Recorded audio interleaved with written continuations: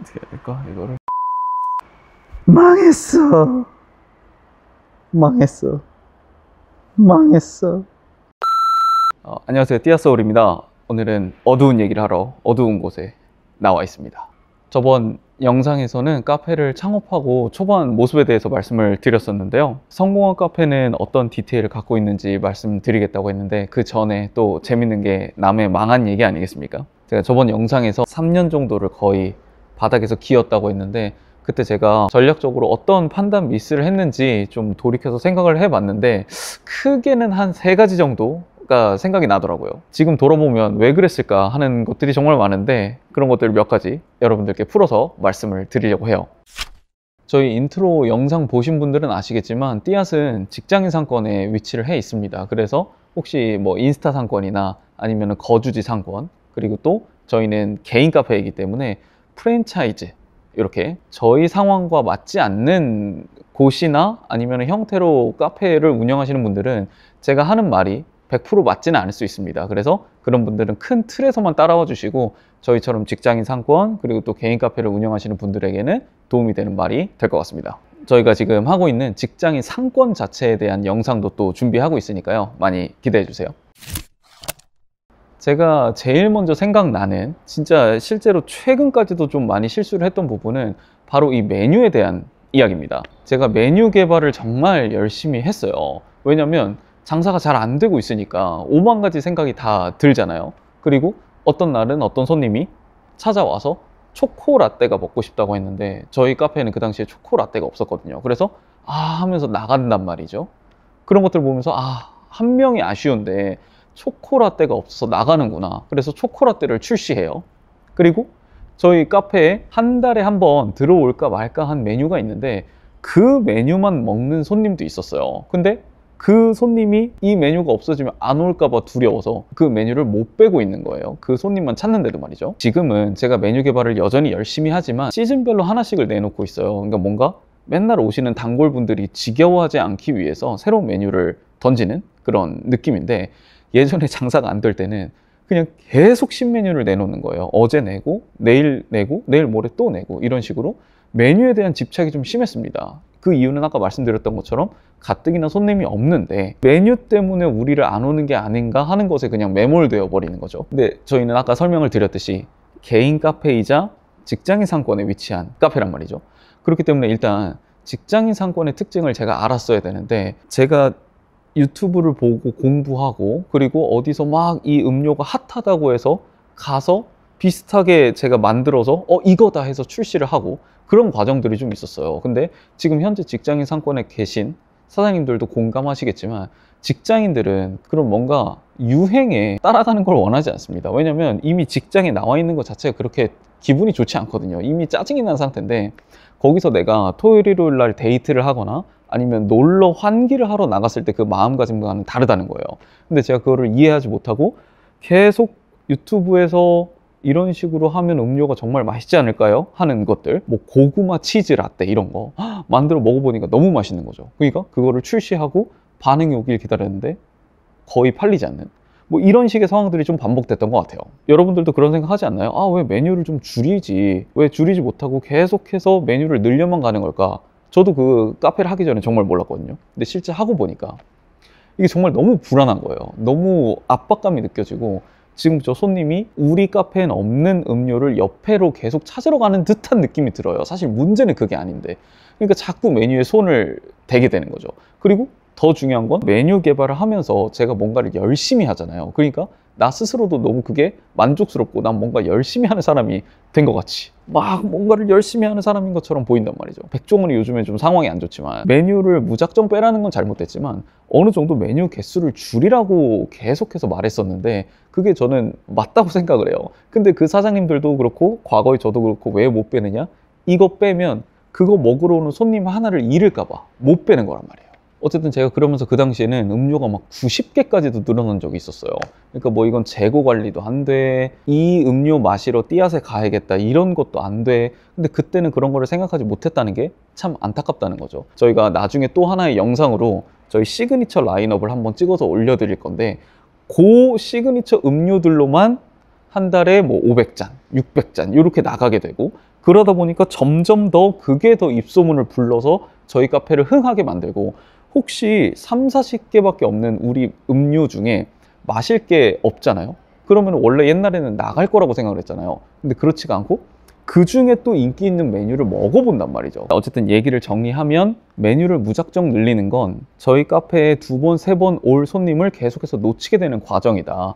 오히려 메뉴를 줄이고 그 대신에 정말 사장님들의 카페 색깔과 맞는 몇 가지 음료들을 확실하게 준비해 두는 것이 그 카페의 이미지를 높일 수가 있다라는 겁니다. 그리고 왜 그렇게 메뉴를 무작정 계속 늘린 채로 계속 두느냐? 불안감 때문이다. 정말 불안하고 초조하고 우리 카페가 안 되는 게 메뉴 개수 때문인 것 같고, 그런 것들이 반복됐던 과거가 생각이 납니다. 두 번째로 생각이 나는 건, 제가 뭔가를 시도하고 변화를 주면 시장이나 고객들이 그냥 그걸 바로 캐치해주고 알아줄 거라고 생각했던 게 정말 큰 잘못이었어요. 저는 3년 동안 장사가 안 되는 그 시간 동안에 가게 인테리어도 바꾸고 위치도 바꾸고 물품 배치도 바꾸고, 아까 말씀드렸던 대로 메뉴 개발은 계속하고, 신메뉴를 내놓을 때마다 홍보물도 진짜 디자인 잘하는 친구를 동원해서 막 계속 바꾸고, 배너도 바꾸고 뭘 계속 바꿨어요. 그리고 뭔가를 바꿀 때마다 그 전날에 제가 밤새 가면서 일을 했었을 거 아니에요. 밤새 가면서 저녁에 그 결과물이 나왔을 때 너무나 예쁜 거예요. 그래서 그걸 벽면에 막 붙이면서, 아, 내일부터는 진짜 바로 잘 되겠구나. 진짜 이거 엄청난 음료다. 엄청난 디자인이다. 엄청난 마케팅이다. 이러면서 잠에 드는데 다음날 또 변화가 없어요. 옆에 카페만 바글바글하고 우리 카페는 손님이 없어. 아, 정말 그때 정말 그 절망감이란 이루 말할 수가 없는데, 여기서 이제 돌아보니 그런 문제가 있었다는 거죠. 네, 내가 뭔가를 하면 손님들이 그걸 바로 알아주고 뭔가 우리 카페를 쳐다봐 줄 거라는 생각? 그 생각이 굉장히 잘못됐었다는 겁니다. 이게 객관적으로 조금만 떨어져서 보게 되면, 저희가 다른 카페, 근데 카페는 같은 종사자니까 좀 잘 볼 수도 있고, 다른 밥집 아니면 뭐 다른 그냥 백화점 이런 데 갔을 때 백화점을 만든 이 사람의 의도를 주의 깊게 막 살펴보나요? 아, 이거는 이래서 배치를 한 거고, 이 사진은 이렇게 해서 중요도를 주기 위해서 여기다 둔 거고, 그런 식으로 하나요? 전혀 그렇지 않단 말이죠. 그냥 앞으로 가기 바쁘고 내가 옷 사러 갔으면 옷가게만 보이고 그런 거란 말이죠. 근데 내가 했으니까 내 새끼 마냥 다 보이는데, 다른 사람들도 그럴 거라고 이제 착각을 계속해서 하게 되는 거죠. 근데 사람들은 냉정하다고 표현하기는 그렇고 무관심에 가깝습니다. 그렇지 않나요? 얘가 뭘 하든 사실 관심이 없고, 나는 카페에 온 이유는 맛있는 음료를 먹기 위해서 온 거야. 혹은 그냥 좀 한 템포 쉬러 온 것 뿐인데, 사장은 이거 봐, 내가 이거 엄청난 거 해놨지. 어때 어때 어때 어때? 뭐가 바뀐 거죠? 이게 네?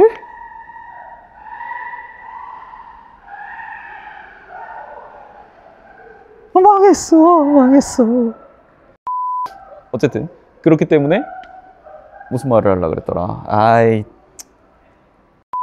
그래서 어쨌든 내가 열심히 했지만 남들은 그걸 알아봐 주지 못한다라는 점입니다. 이제 카페로 4년을 해봤는데 성공의 키워드로 생각하는 게 생겼습니다. 그건 바로 시간에 태워라 라는 건데, burn이 아니고요, 태우는 게 아니라 시간에 태우는 일을 해야만 성공한다라는 걸 좀 깨닫게 됐어요. 그게 무슨 말이냐면, 시간이 나의 일을 더 강화시켜주는 일을 해야 된다는 겁니다. 뭔가 내가 하면 바로 뿅 하고 잘 될 거라고 생각하는데 절대 그렇지 않단 말입니다. 핵심은 시간이 필요하다는 건데, 그러면 카페에서는 어떻게 해야 제가 말하는 그 시간을 태우는 일을 할 수 있을까요? 음료를 개발해서 홍보물을 기가 막히게 만드는 것, 아니면은 뭐 오늘 할인 이벤트를 해서 뭐 아침 시간에 500원 할인을 해주는 것, 이런 것들은 시간을 태우는 일이 아닙니다. 그 순간에만 효율성이 있는 일이기 때문이에요. 자, 그러면 어떤 것이 시간을 태우는 것이냐?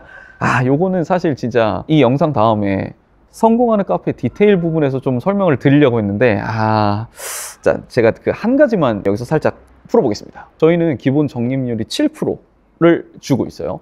굉장히 세죠. 7%라고 하면 사람들이 갖는 그 인식 자체는 굉장히 많이 주네. 그리고 실제로 저희 고객님들, 새로 오신 고객님들도 7%는 정말 많이 준다라고 얘기를 해요. 근데 지금 제가 시간에 태운다는 얘기를 하고 있잖아요. 그러면 그냥 적립률 7% 주는 게 시간에 태우는 거냐? 그게 아니라 저는 거기에 시간의 개념을 투입했습니다. 자, 자꾸 시간을 질질 끌고 있죠. 자, 거기다 어떤 거를 제가 도입을 했냐면, 50회 이상, 100회 이상, 200회 이상의 고객님들한테는 따로 뭔가를 드리는 전략을 썼습니다. 저희가 선결제를 하고 있는데 선결제를 하면 굉장히 저희가 세게 줍니다. 17%를 더 드리고 있거든요. 그래서 예를 들어서 3만 원을 결제하면 35,100포인트를 들여서 그거를 포인트처럼 쓸 수 있게 해드려요. 그러니까 17%를 더 드리는 거죠. 그러다가 이 고객님이 100회 이상을 왔다? 그러면 20%의 적립률을 드립니다. 200회 이상을 왔다? 22%의 적립률을 드려요. 시간을 두고 이 고객을 계속해서 오게 만드는 장치 중에 하나라는 거죠. 꼭 그 선결제 비율 때문에 100번을 오고 200번을 오고 이건 아니지만 이 사람이 우리한테 시간을 투여하고 100번 한 카페에 오는 건 쉬운 일이 아닙니다. 여기서 제가 말씀드리고 싶은 건 마케팅에 시간의 개념을 썼다라는 것. 시간을 들여서 뭔가를 쭉 하면 그거에 따르는 보상을 주는 마케팅을 썼다라는 겁니다. 그리고 이렇게 시간을 함께 한 고객님들은 쉽게 떠나지 않아요. 게임으로 따지면 레벨을 50 이상을 올려놓은 캐릭터가 있는 게임인 거예요. 그 게임을 그렇게 쉽게 지우지 않습니다. 내가 큰 마음의 변화나 아니면 더 이상 그 게임을 못하는 상황이 벌어지지 않는 이상, 카페도 마찬가지예요. 저희 카페도 계속 와주시는 분들이 물론 다른 카페도 다 가시겠죠. 하지만 항상 우리 카페가 그들의 선택지 안에 들어가게 되는 겁니다. 자, 그래서 결론적으로 정리를 하면 두 번째 좀 아쉬웠던 부분은 제가 뭔가를 하면 그냥 바로 그게 시장에 반영되고 내가 바로 성공할 수 있을 거라고 생각했던 거. 그게 저 스스로를 좀 조급하게 만들고 자존감을 떨어뜨리는 그런 실수 중에 하나였다라는 겁니다. 자, 마지막으로 말씀드릴 건 한 가지를 말씀드릴 거지만 두 가지로 설명을 드릴 수 있을 것 같아요. 첫 번째는 제가 가진 원칙을 깨면서 영업을 했다. 그리고 또 다른 같은 말로는 제가 감당하지 못할 과한 친절을 베풀었다. 과거로 돌아가 보면 저희 카페가 너무 안 되고 있는데 그러다가 어떤 손님 하나가 들어왔어요. 그러면 사장님들 혹은 예비 사장님들 어떨 것 같으세요?